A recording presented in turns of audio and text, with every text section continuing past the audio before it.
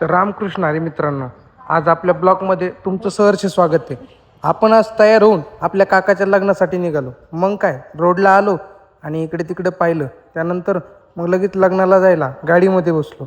परत गेवराईच्या दिशेने प्रवास सुरू केला. आपलं लग्न आज शहागड फाट्यावरती होतं. अरे हे तर काय, रस्त्यात मध्ये मोठी पवन चिक्कीचा पाता भेटला. ते बघून असलं भिलो मी, मला वाटलं पडतंय अंगावर. हे तर आपल्या गोदावरी नदीचं दर्शनसुद्धा झालं. आणि पुढे जाऊन फायनली आम्ही कुठं पोहोचलो की आपले संघर्ष योद्धा मनोजदादा जरांगे पाटील यांच्या छत्रपती भवन येथे.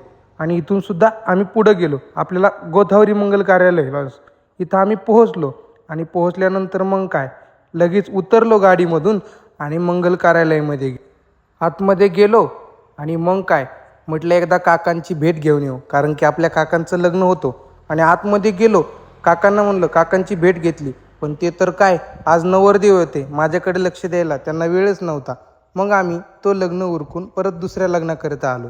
आणि आम्ही फायनली त्या लग्नाच्या जवळजवळच आलो. त्यांचे पण खूप फोन येत होते, बाबा येत आहे का नाही, लग्नाला उशीर झाला आहे. आणि फायनली आम्ही तिथे पोहोचलो.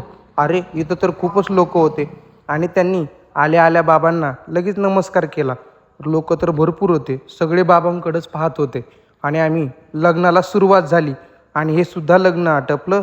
आणि आम्ही फायनली, आम्हाला एक जणांनं चहा पिण्याकरिता थांबवलं आणि आम्ही तिथून पंढरपूरच्या दिशेने निघलो. मग काय, आम्ही पोहोचलो पंढरपूरमध्ये.